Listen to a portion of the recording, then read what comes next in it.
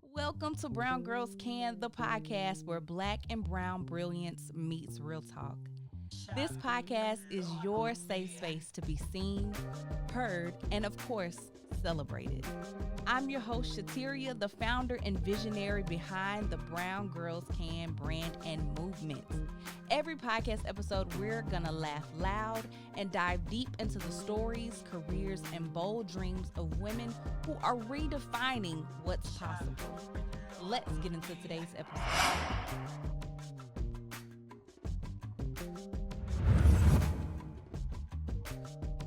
Welcome back to another episode of Brown Girls Can, the podcast. I am your host, Shateria, and I'm joined by one of my favorite cousins, Minique. Tell the people who you are. I am Minique. I'm Shateria's little cousin. Hey. And we had a business. And we are moguls in our own right. Yes. Thank you for coming on the podcast. Of course. Oh my gosh. This brings back memories. We used to have a podcast called Simply Moguls. Oh yeah. The business was called Simply Moguls. Yeah, the business was Simply Moguls. But the podcast was called Mind of Moguls. That was what a time. We talked about our divorces on there for the first time publicly. Yeah. What we wanted to be when we grew up. Just different things. We had a lot of good episodes. Networking. Yeah. We did. I might Events. have to. Yep. We ran it up. Yes. All right, so before you tell the people who you are, y'all know we sip on this podcast, and so I made a pink pineapple lemonade with Douce, and so heavy on the Douce. But it's secretly in there, like That's how them good you can't ones, taste it. them good ones sneak up. So we don't know what's gonna come out on the podcast today, but We don't. We never do. So let's toast to a good episode. yes. Cheers. It's too smooth. Ooh. Yes. Oh, that's good. It's real good. Oh, it's so refreshing. I've been doing the watermelon juice detox for the past week, and it was really good. But this, A little more refreshing. that's a little more refreshing. So tell the people who you are, what you do, how you became a mogul. This episode is called Brown Girls Can Be a Mogul and a Muse. So we're going to do a little bit about working, dating, a little bit of this, a little bit of that. So who are you? What do you do? So my name is Minique Murphy. I am from Chattanooga, Tennessee. I am currently a salon owner. I have my own salon suite that I share with a partner. And then I also have a hair extension and nail extension business that I'm actually like transitioning through right now. Initially, my first step into entrepreneurship was clothing with my clothing brand, M91 Concepts. And I kind of stepped away from that because, oh my God, it was taking over my life. But in a good way. Yeah. But, it was so much. I got to travel with that. Which do you like better? Honestly, okay, so working with clothing and doing the whole, like I, produce my own fashion show, and I work several different fashion shows where I, release the line.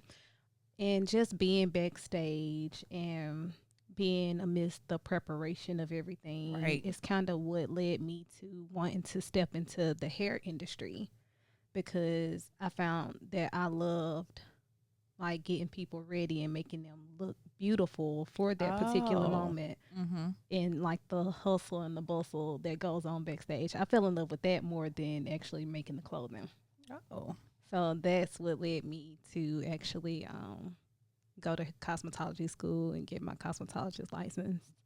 That's awesome. Yeah. Thank you. So how long have you been doing? How long did you do fashion?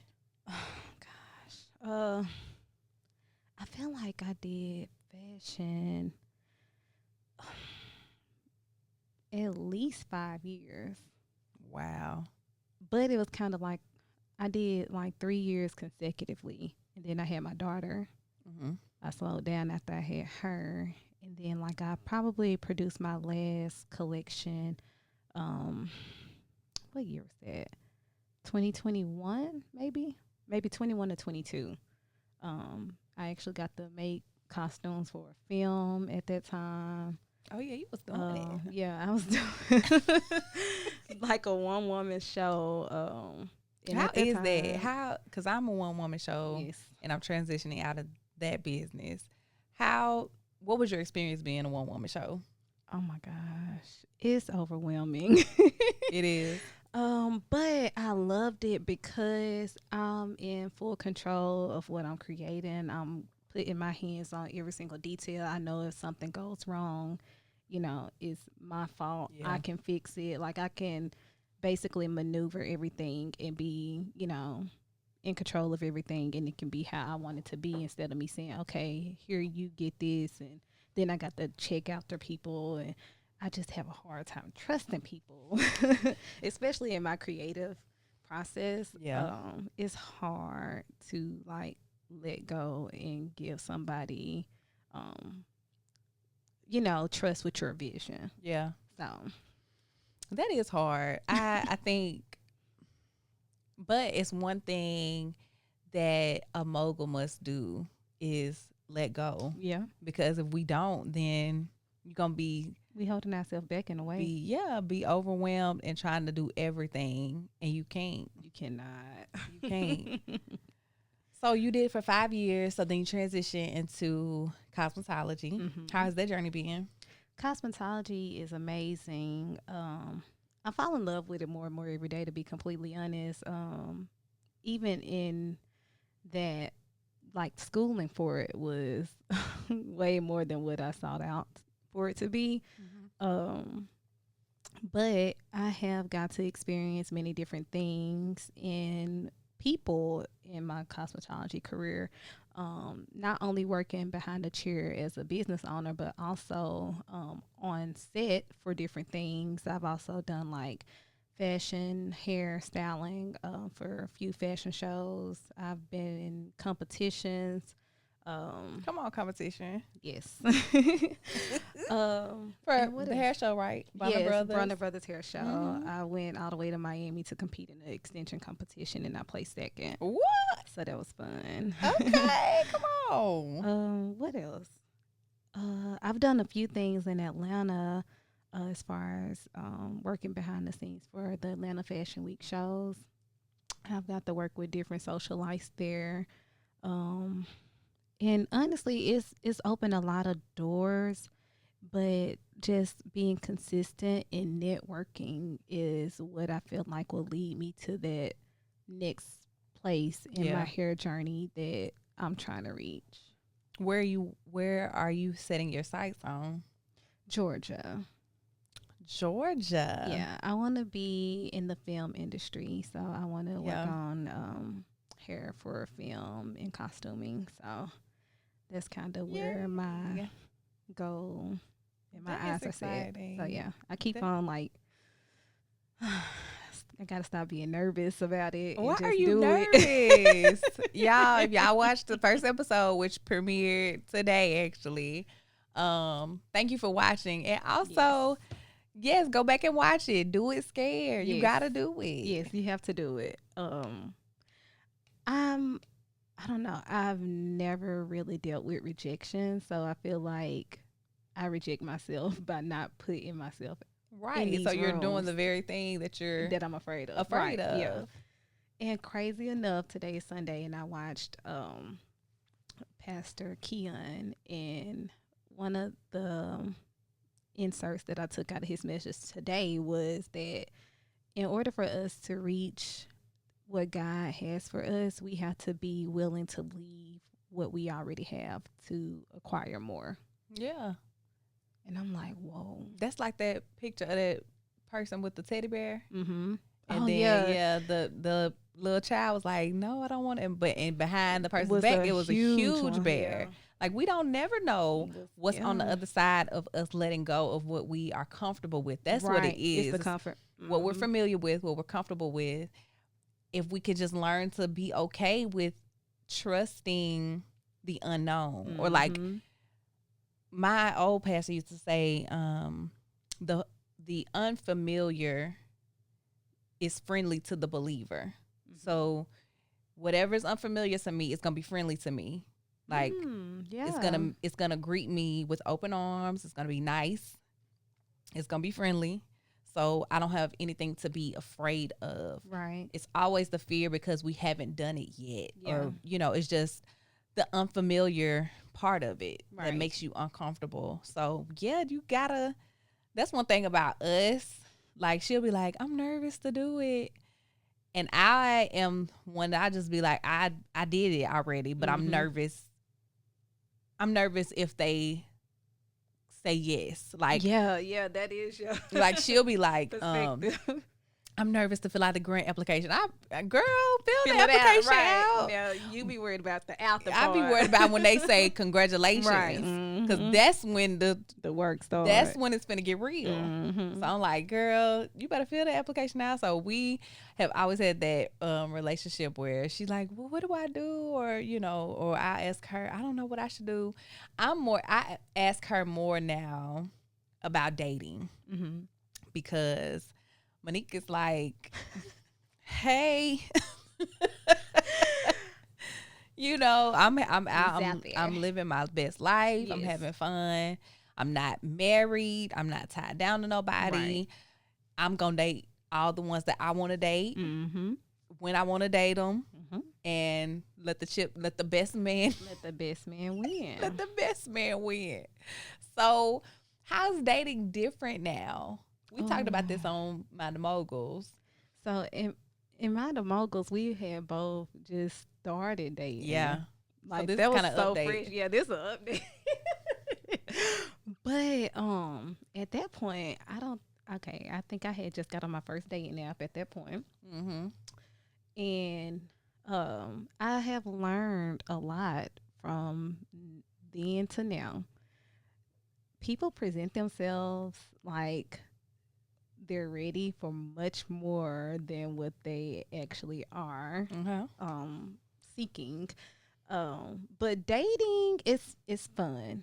So you just gotta kind of feel it out. And see, I'm 34. I'll be 35 in November. And I'm just trying to see, am I just too picky? Like, some of the stuff that I be texting her about, I be like, but he don't text right. Or he be leaving words out and changing words around. And I be having to translate and read it over and over. And I'm just, at 35, that ain't what I want to do. No, I don't want to be translating text messages. So I'm just like, And then I think when I bring stuff to you about dating, I'm always like, well, did they mean this? Like, yeah, she reads. I read way too far into stuff. Which I think I'm able to tell her that she reads into stuff because I read into stuff in other areas. So, like, with, other people, other situations, I'm in my head about, well, did he really mean that? Or did he mean to say this? Or, like, I'll screenshot a text message conversation. I'll be like, now what did you get from this? Because I'm in my head about it, and I don't think I like what he trying to say. So we kind of go back and forth in that way. But I can pick it up because I be in my head too. So, but I also think a part of it is you deal with a lot of men in the business industry that you're in. Yes. And I feel like you conversate with a lot of men in more ways than, it's more so in a platonic or a business type of relationship. So you kind of have an understanding of how men think. Yeah. From a lot of different viewpoints. So, yeah, I don't mind bringing stuff to you that I'm like, what you think this means? We do that to each other. But yeah, I just literally this morning, I was like, am I too picky? And I really was like, am I ready to date? Like, we have to be honest with ourselves, because don't nobody know if you're ready to date except you. And so if you are, what qualifies a person being ready to date? Like, is it being lonely? Is it just wanting somebody to hold you? Like, what are some of the things that will kind of signal, like, okay, you might be ready to. For you, like for a woman? Yeah. Okay, let me say, when I initially said, okay, I'm ready to date, I felt like, because I'm a single mom, I'm like, okay, I've put a lot of myself into being there for my daughter and making sure she is, getting to a point where she's self-sufficient a little, but not just 100% ready to, like, okay, let me go out here and not be a mom and just find a man. No, it wasn't about that. It was more so like, I kind of forgot what it would look like if I actually did include somebody in my life while being a mom. Right. So I kind of felt like I got her to the place where I was comfortable with, if someone did come into my life, I was comfortable with allowing her to meet that person. I could introduce, that type of situation to her. So that was part one. Part two, I felt like I was ready to at least see what was out there, and basically willing to let a guy prove himself to me. Because the entire time I was single, I just didn't even want to talk to a man or even give him a chance. Right. I just... But that came from trauma. Definitely came from trauma. The divorce. We talked about that on Mini Moguls. Like, I was definitely like, I don't want to get married ever again because of what the first one was and what it looked like. And I'm not saying that it was all bad, but nobody gets married to get divorced or for it to end. So it's just kind of like, when it does end, you kind of have to pick up the pieces and kind of find your way back to yourself. Right. Yes. But I was like, oh, I'm not getting married again. Like, no, it's not the pinnacle of a relationship for me anymore. Yeah. Like, if Monique is different in the fact that, like, I think you want to get married. Yeah. Whereas me, I'm okay with having a life partner. Like, you know what I'm saying? If we both have an understanding, and it works for us, right. I'm okay. I don't have to be like the running to the altar is not the goal for me anymore, because I did it and it ended. So it's just kind of like, if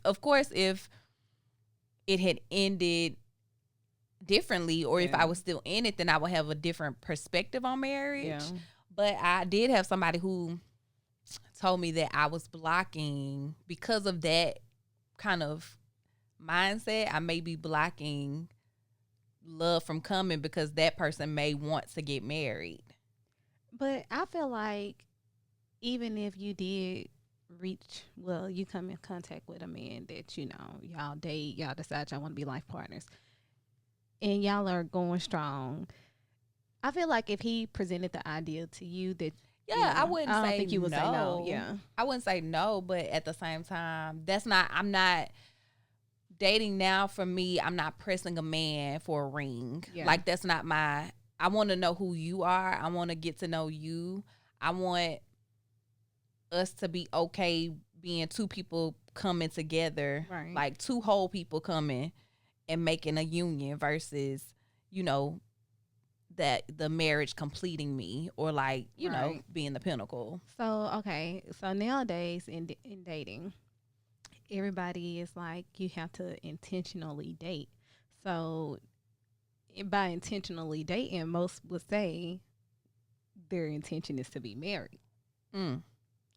So if you were to meet a guy now and he told you he was intentionally dating, and you ask him what his intentions are, how would that conversation go for you? if he said his intention was to get married, would you shut it out like from the start? I don't think I would shut it out. I think I would be honest though and say that I've been married before, and that's not. It's just not a goal for me. You know how some people. I mean, and the reason why people be like, honest. The reason why people be like, I'm dating to get married, because they ain't never been married before. Yes, you know what I'm saying. So that's very true. When you get married and it doesn't end the way that you intended, when we talk about intentionally dating or doing things with intention, when it don't end the way you intend for it to end, then now my perspective is changed. So when you talk about two people coming together, I have a different perspective. Right. So I wouldn't shut it down, but I would definitely be honest and say, that's honorable. That is honorable. Because, I mean, it's not a lot of men. Well, I won't say a lot. It's not a lot. I won't say that. I'm going to say the dating pool guys that have approached me. Ooh, I cleaned it up good. The dating pool guys that have approached me, they are not a lot of them are like, I want to get married, or I even want to have kids. Most of them are like, either they already have children or they like, nah, that ain't, on the radar. Woo.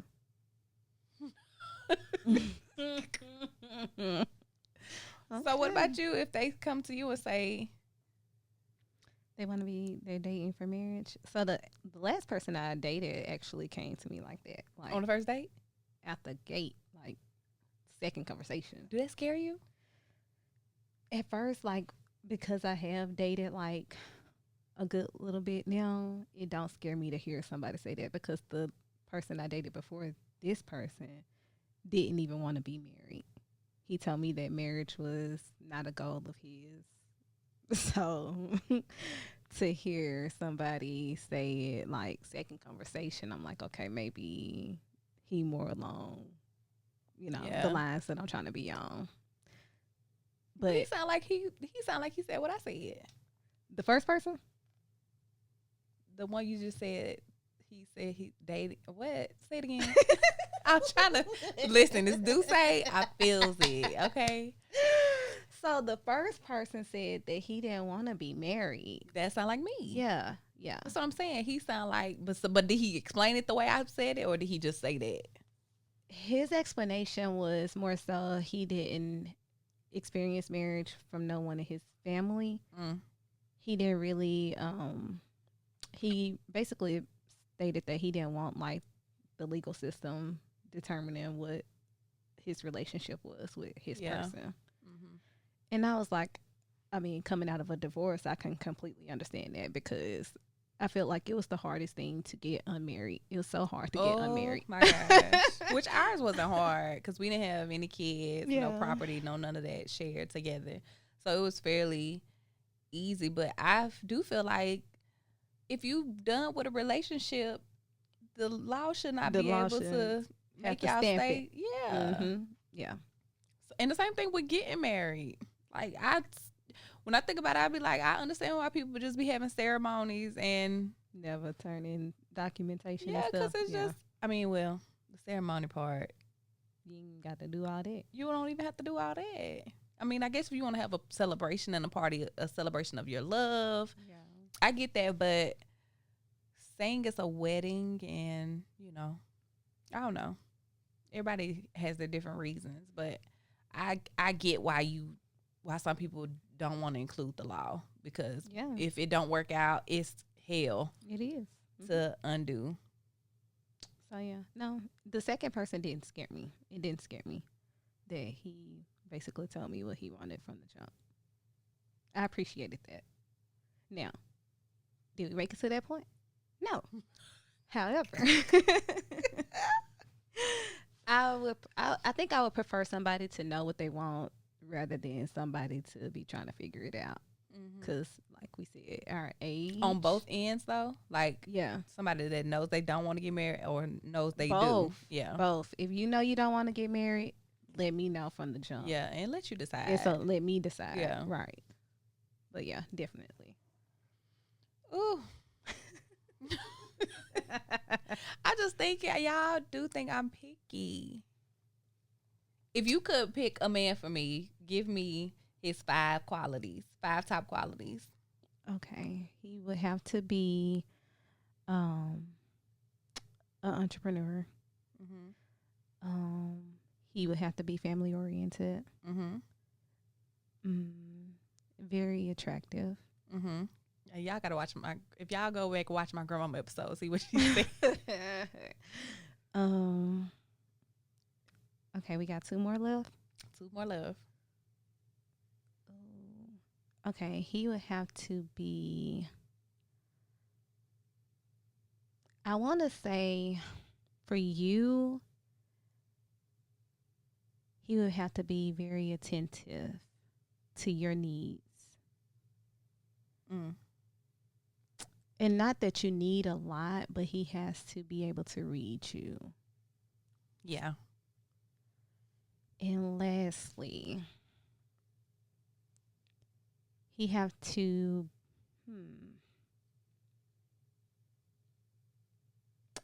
what else would I say about your man? My man. Oh, he has to be a hard worker. Has to be. He has to be a hustler. A hustler? Mm-hmm. In what way? In his own right, in his own capacity, but he just has to be. He can't be lazy. Yeah. He can't be. We don't want stay at home dads. Oh God. Am I lying? Would you agree with any of those? I would agree. I think when the whole Be Simone thing, and y'all take it easy on my girl. Like, right now, I understand what she was saying about she was shopping in Bloomingdale's and had to go to H&M. Like, the 2 stores, it's not about H&M being affordable to most people. It's about she was used to Bloomingdale's. So, like, now her budget has changed from Bloomingdale's to H&M. And nothing is wrong with H&M. It's just I think she was crying because the realization that, damn, I can't buy what I used to buy in Bloomingdale. Now I have to go to H&M. I think she was talking it through too. I think it dawned on her while she was speaking about it. Yeah. So I don't fault her or blame her. Like, she's processing. Mm-hmm. This life is always a journey. Like, every day for everybody. Everybody's on their own path. Mm-hmm.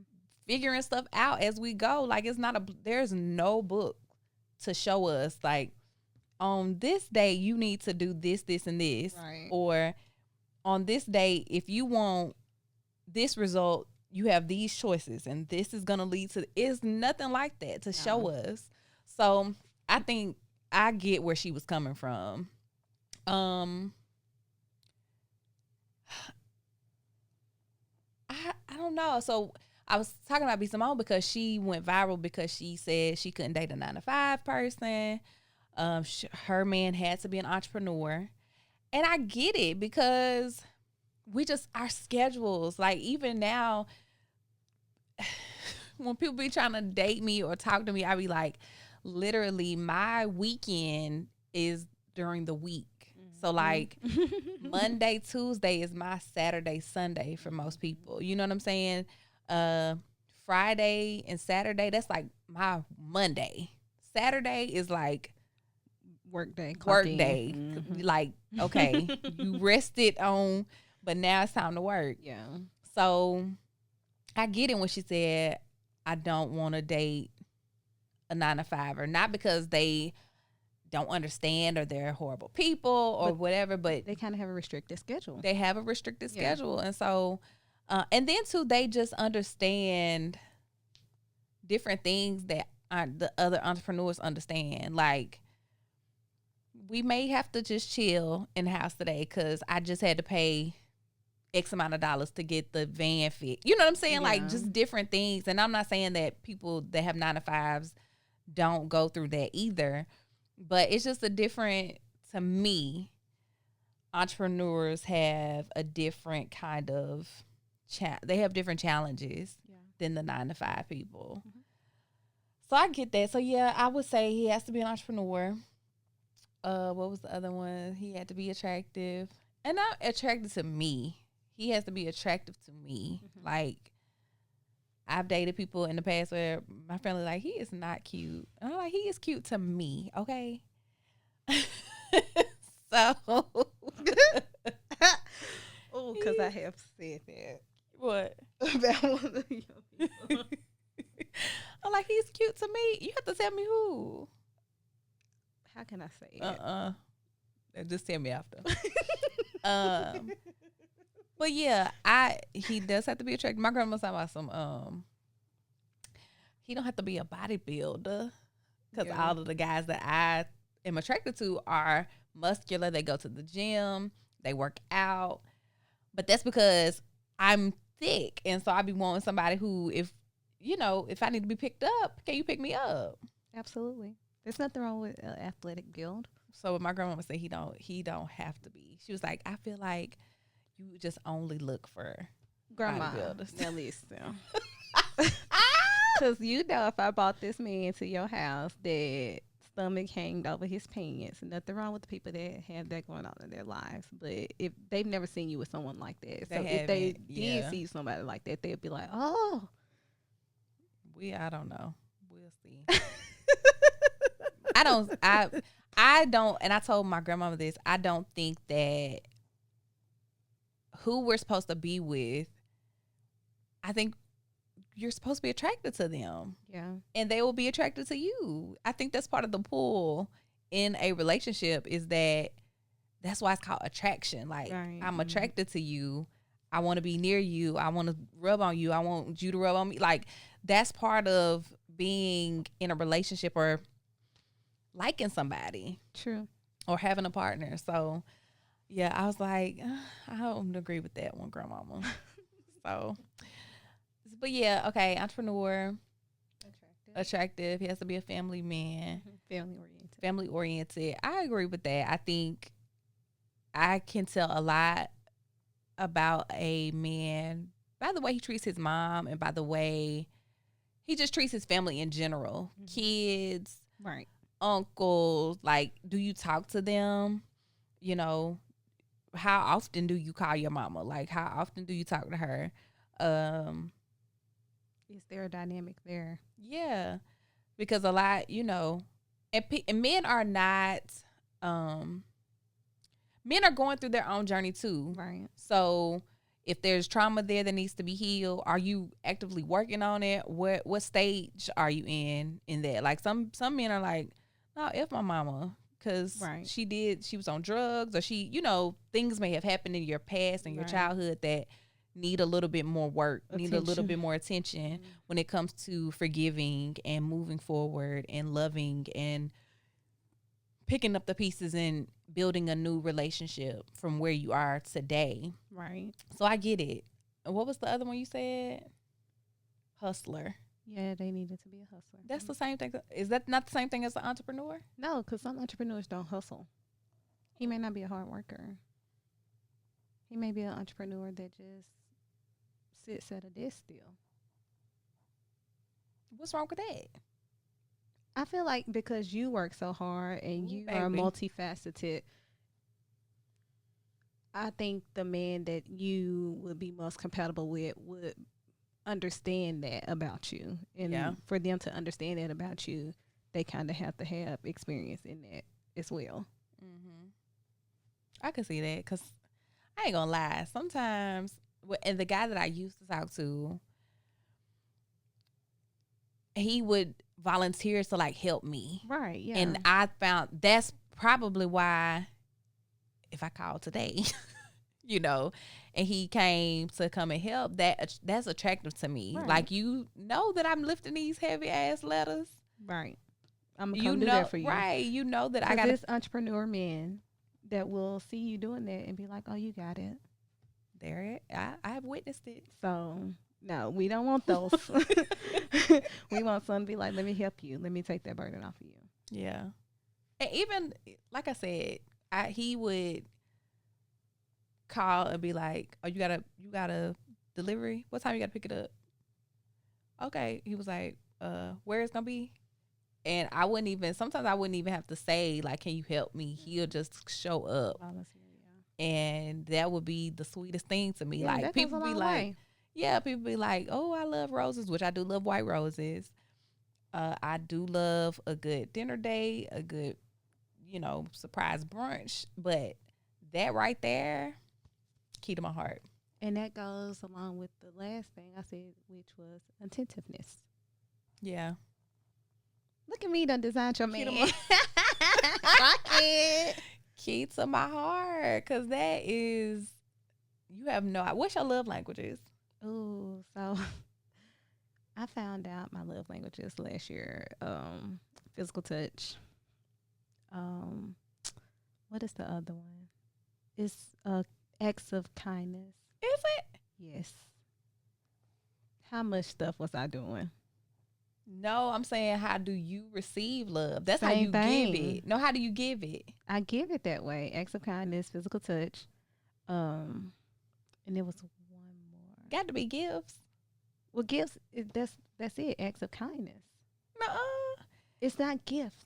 That's the actual term for it. It's acts of kindness. No, it's not. I promise. Are we sure? I'm gonna look it up. I was told that gifting was not was not the love language. It was called acts of kindness. No, it's acts of service, Acts of service, yes.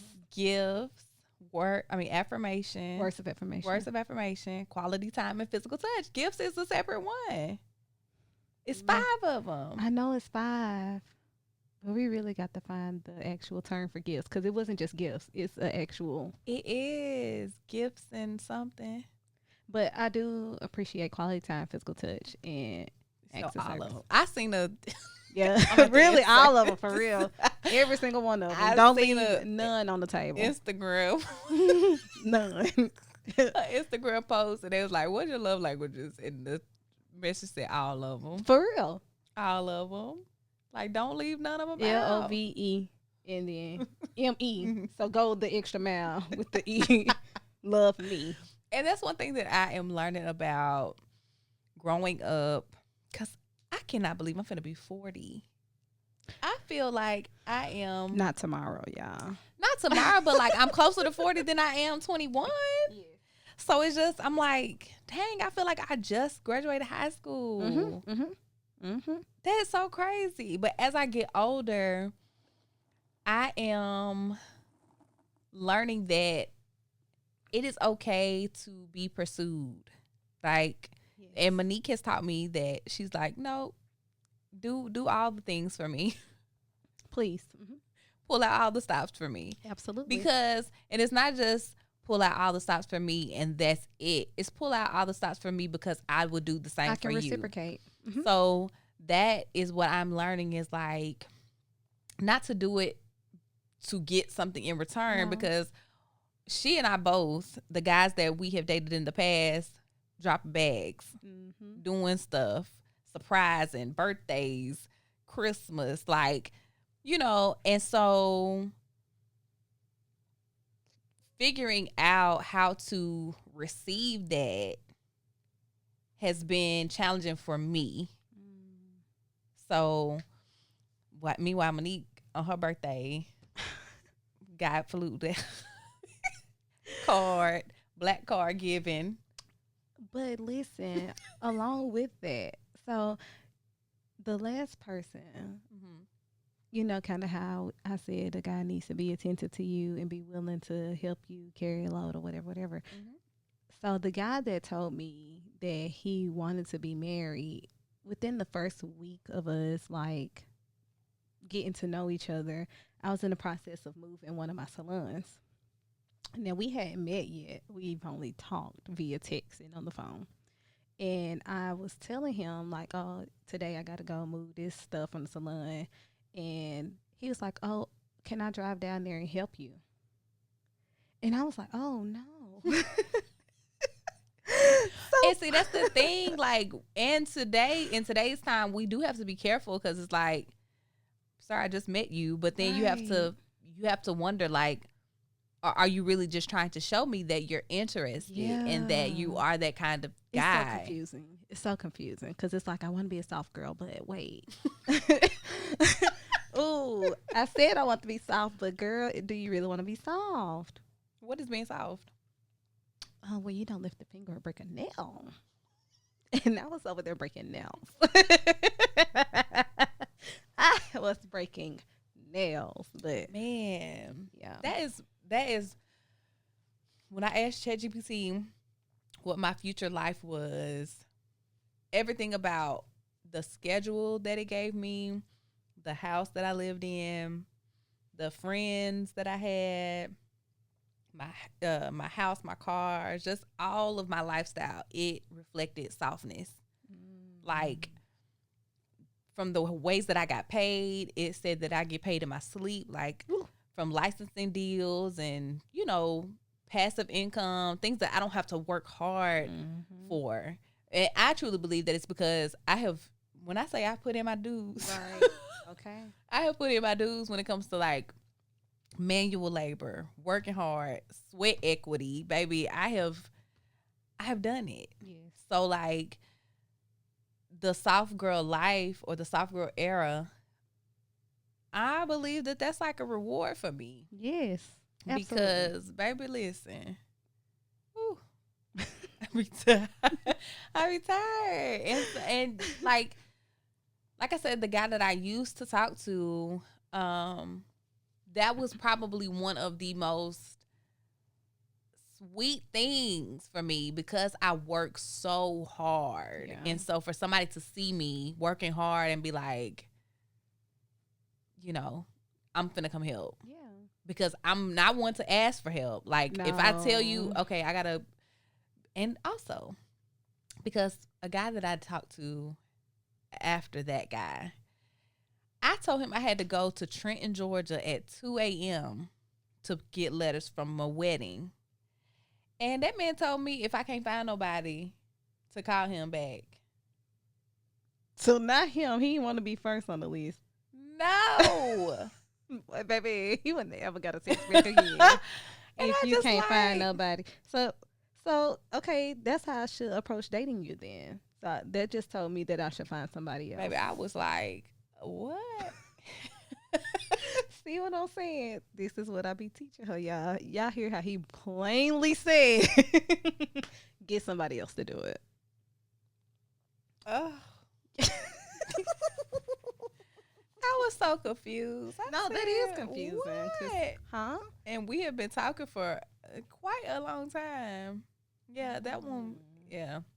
But so even like for stuff like that, I just have found it both less confusing and just easier for me. Like you said, not delegating things, it just falls back on you. And so you're like, well, I know that if I can deliver these letters, I know it's going to get done. Right. And so me having to wait on somebody or ask for help, that kind of puts me in limbo. Like, well, can you do it or can you not do it? And I have to make quick decisions when it comes to like. Because you're on a schedule. Yeah, I'm on schedule. And also these people have paid me to come and set up. So I have to make sure that things are done. And, same with the pickup. Right. Like if they say it's over at whatever time, I try not to be the vendor that they're there looking, twiddling their thumbs like, okay, where is she at? So I'm like, no, I be on time. So yeah, but that is the most, it just does something to me when you can be like, okay, you said you had a delivery. What time? Like, I'm going to come, I'm going to help you. I know you by yourself, So my question now, what would that look like for you as you are moving away from your delivery business, like the letters? How would one basically assist you in what's to come for Simply Shateria? I think now being somebody that not makes me rest, but like that same guy that would show up or that would be like, let me come help you. He would make me cut my phone off and be like, you need to chill out. Like, get off social media. When was the last time you ate? Like, those kind of things where it's just like, you know, I'm in the hustle and bustle all the time. And so giving me a space and a place to be soft and a soft place to land, but also taking away the thing that makes me be on this, you know, nonstop wheel. I think that would probably be the closest to showing up at a delivery now that I'm transitioning into something else. Just being a soft place to land. Yeah, I can see that. No, I don't know what it looks like. Because you're moving more towards digital right now. Yeah. Okay. Yeah.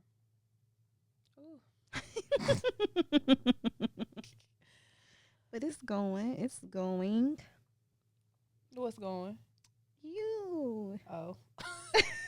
I just had my date and I said, no. My dating is at a halt right now. I really, we're going to talk out. Being a mogul, though, when you came up with the name Mini Mogul, what was that about? Oh,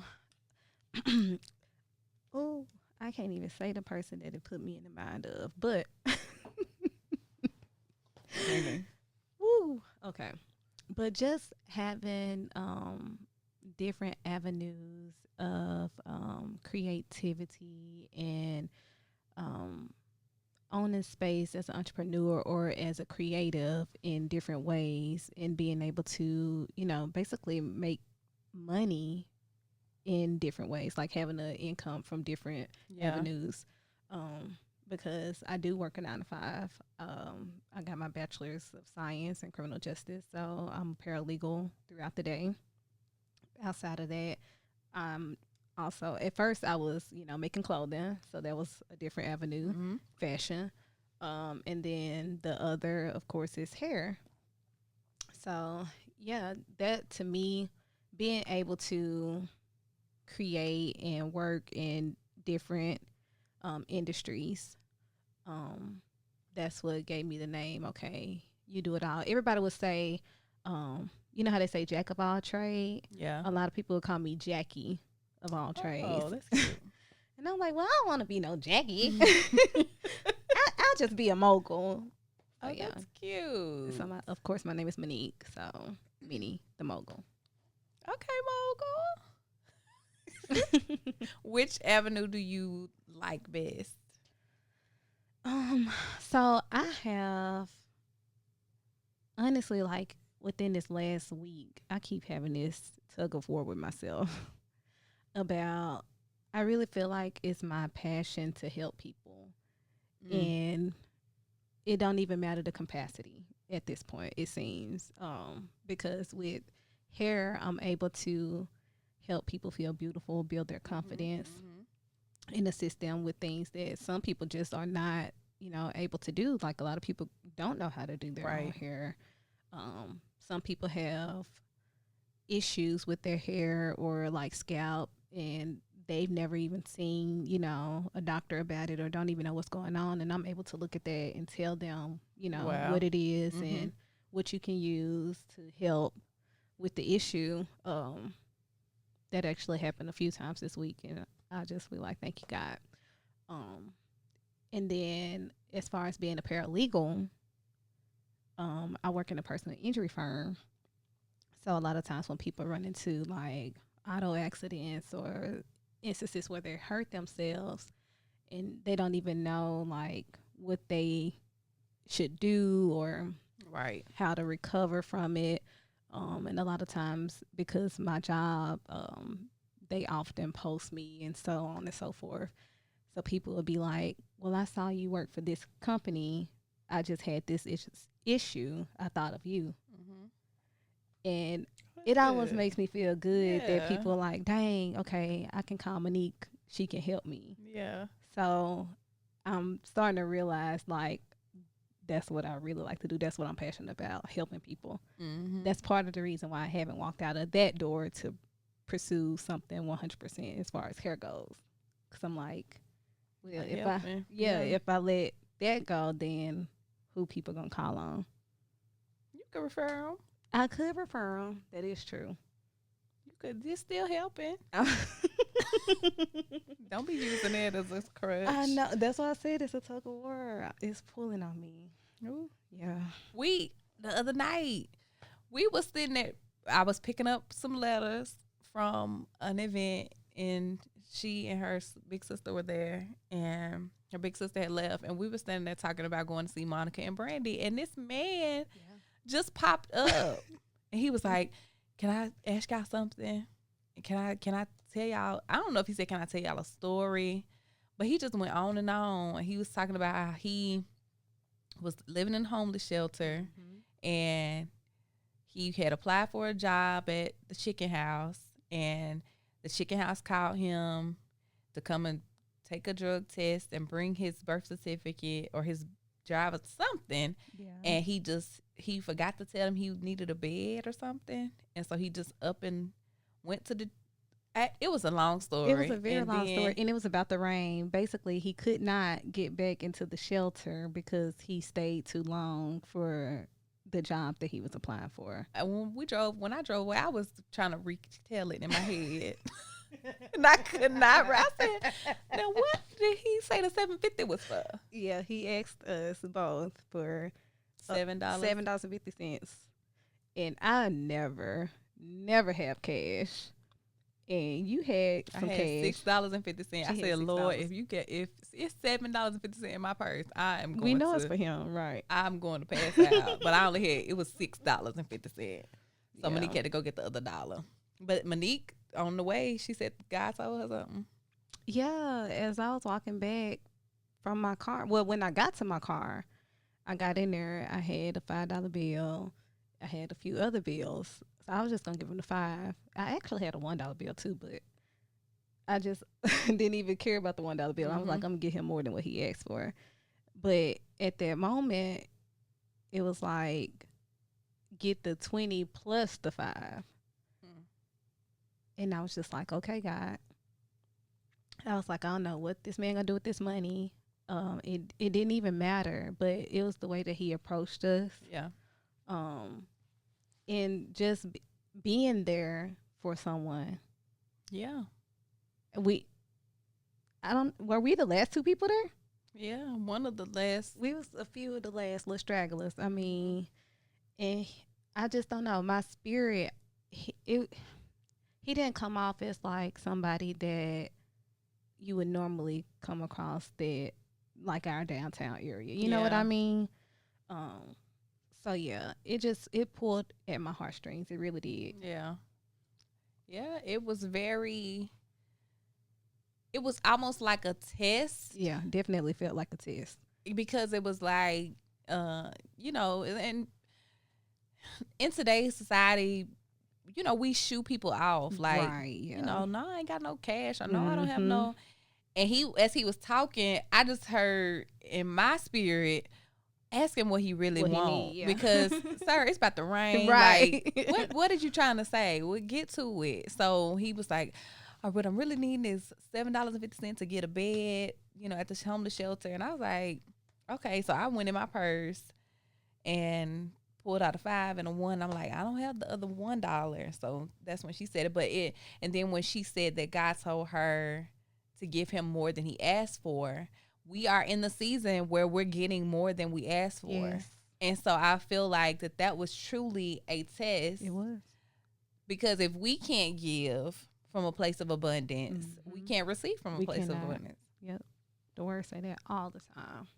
So it was like that scripture about entertaining angels. Because when we gave him the money, when I say he was gone, we didn't see which direction he even went.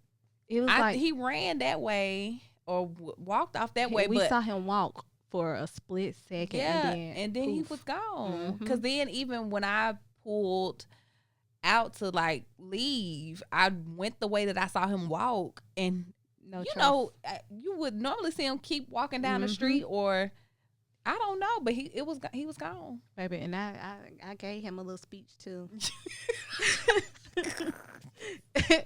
I did. She did. And She then sound like I had somebody's to mama. sit there and pray. I told Shateria, I said, I feel like we should pray in this moment and, just thank God that we were here and that we were obedient and whatever it was that, he sought out for us to do. I hope that we did the right thing and what we did was pleasing in his sight. Yeah. So, yeah. That's the thing. Obedience. Woo. Obedience. Be obedient, because you never know. No, you never know what is on the other side of obedience, on the other side of fear, on the other side of, those probably are the two ones that I would say, the two biggest on the other side of quotes for me is like, you got to not be scared, and you have to be obedient. So, so what's next for Mini Mogul? So, honestly, a lot of applying, actually. Did you apply for Sacred? No. I'll tell you why. Okay. It needed. She's a beehive. What is it, Stan? Yes. But the profit and loss statement, I did not have time to prepare one. Oh my gosh. You could have did that in your square. But see, I would have had to input all the information. Like, I would have had to start from scratch. I've never made one. Oh. Yeah. So, and I didn't know that it required that. I didn't even look at the application until like 2 days before it was due. Like, I saw like the captions told you, what requirements needed to be met, but on the site it actually went into further detail as to what you needed to provide. Woo. Yeah. So I was like, okay, I'll be ready next year because she's gonna do it again. Oh yeah. And then I did just find another film site for backstage in production. So I have made me an account for that. So here lately, I've just been making accounts for film production websites to basically try to be casted to do hair on the set. That's good. That's what my focus has been these last few weeks. I've been. See, I want to do it, but I feel like for the stuff that I want to go into, like, and two, I feel like I don't really know what I want. I just know that I want to be in TV and film. Let me tell you what I always see that I feel like you need to be. The curation of of shows. Creative director, creative set directors. Oh, I'm going to look into it. Yeah. What do they do? Create the sets.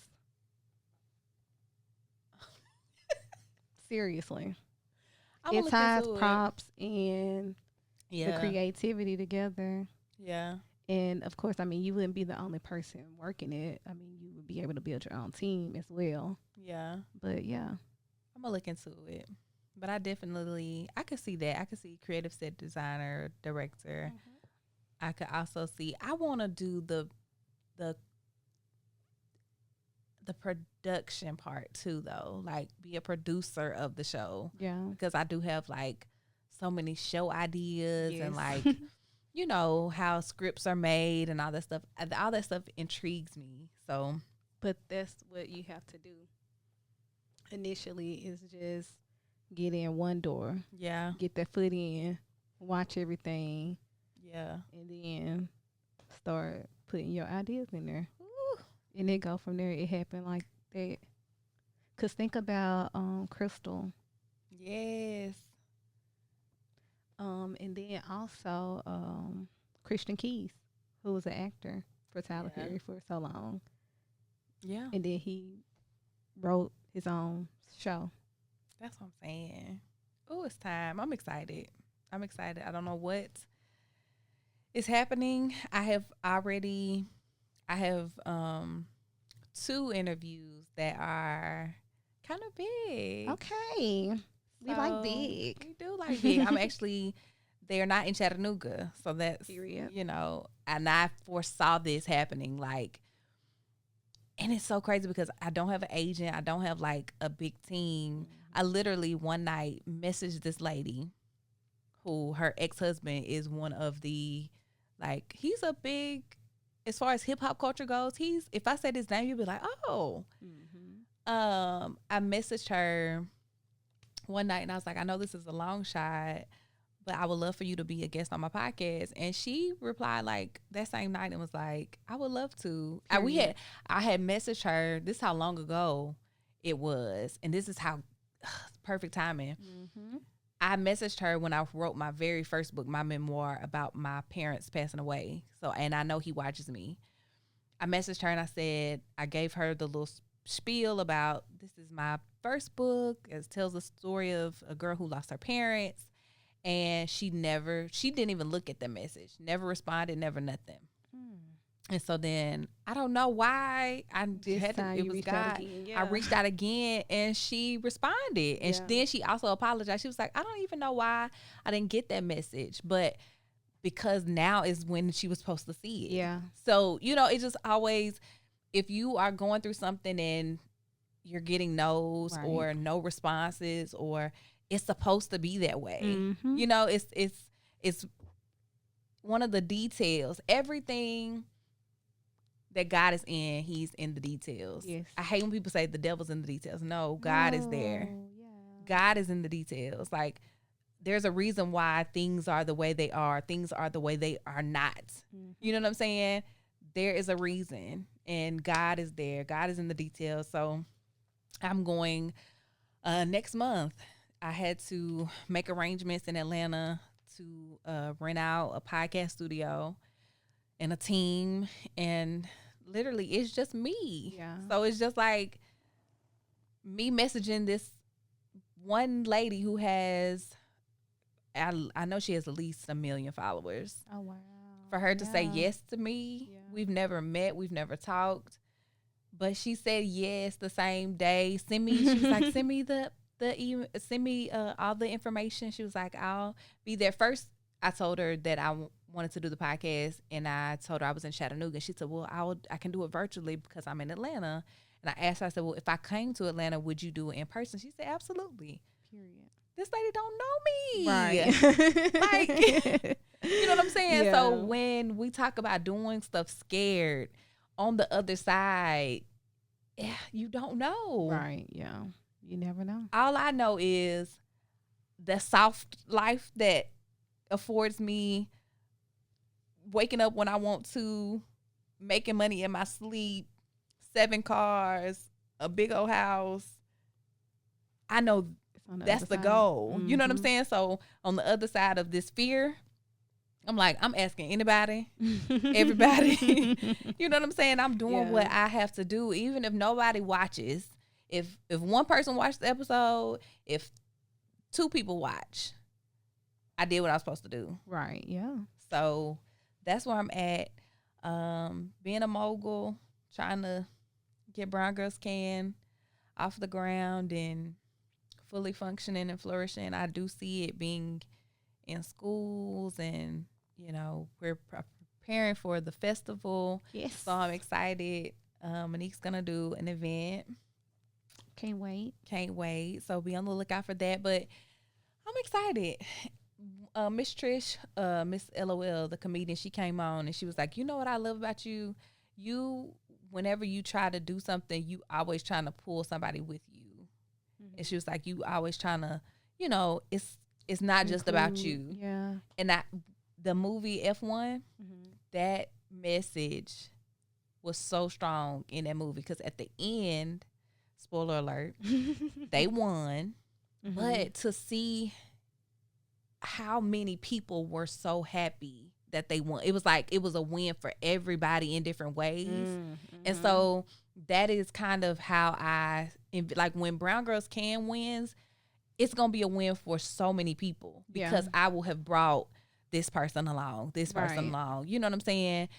So it's not just about me. It's never been about just me. And your dream, your vision, your wanting to go do hair, it's not just about you.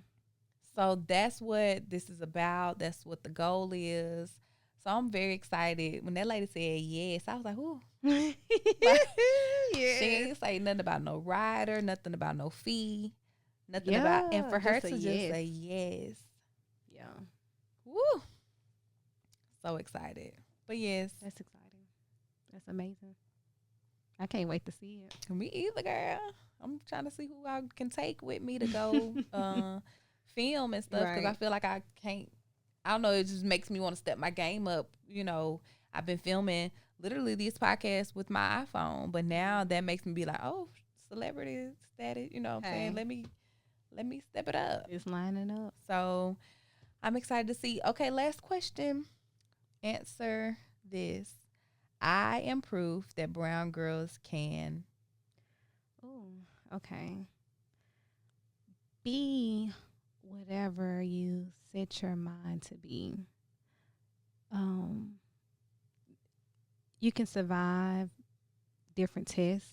You can survive different struggles.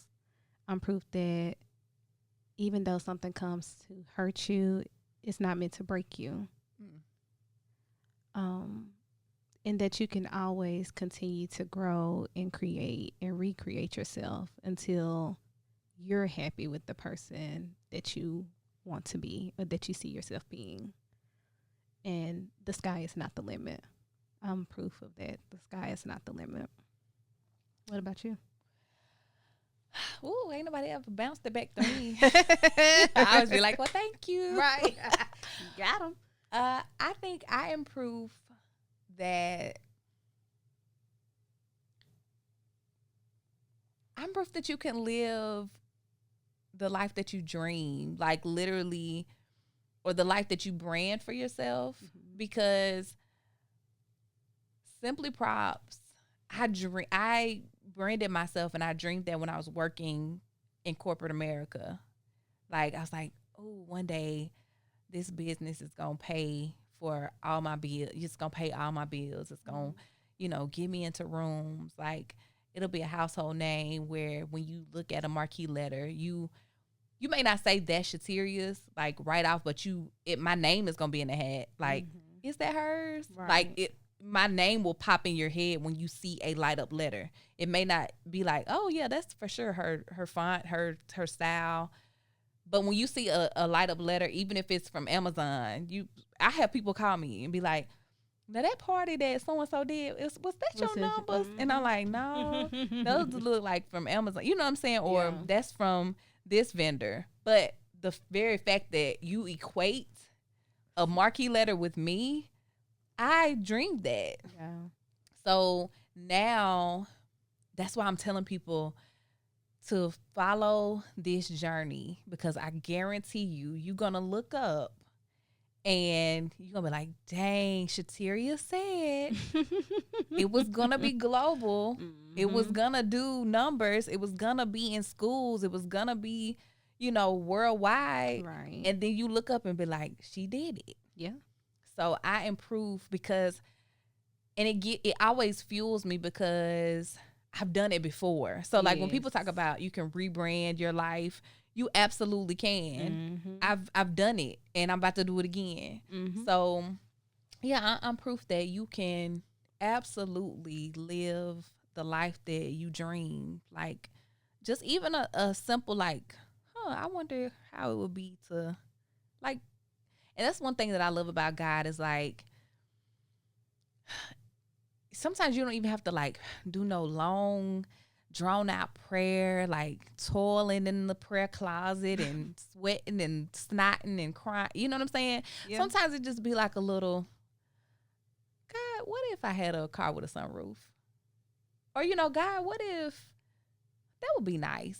Like, it don't even have to be like a prayer per se. Like, God, this is what I'm asking you for. Right. Like, just to you speak it and just put like it in an atmosphere. Just like a nice little, that would be cool. That would be dope to live in a house with a 2-car garage to where when it rains, I don't get wet going to my car. And like you look up and you be walking into a 2-car garage, because it's just that's one thing that I love about God is like, even just the smallest of prayers or the smallest of thoughts. It don't, like I said, it don't even have to be a full drawn out prayer, but just like how he honors what we desire, just, it's so sweet. So sweet. But yes, I'm proof that you absolutely can rebrand. You can live the life that you dream, and you can be delusional and get the things that you want, get the things that you deserve. Yes. Yeah. And I'm telling you, I don't know. And like I said, everything that has happened in regards to me being obedient with this brand, it's been something that comes out of it. Like when I built the set, then I did the first episode, then I got nominated for the Dare to Dream Awards in Alabama. Yes. Like huge. I'm like, what? And then, like just following, that voice that be like, okay, do this. Do this. You're like, what? That lady don't know me. I ain't got no agent, no manager, no nothing. And you want me to mess her on Facebook at 11:23 p.m.? Our doubt, we hold ourselves back so much. Just what we think or what we see. But when the voice inside is telling you what to do, you have to follow it. You have to.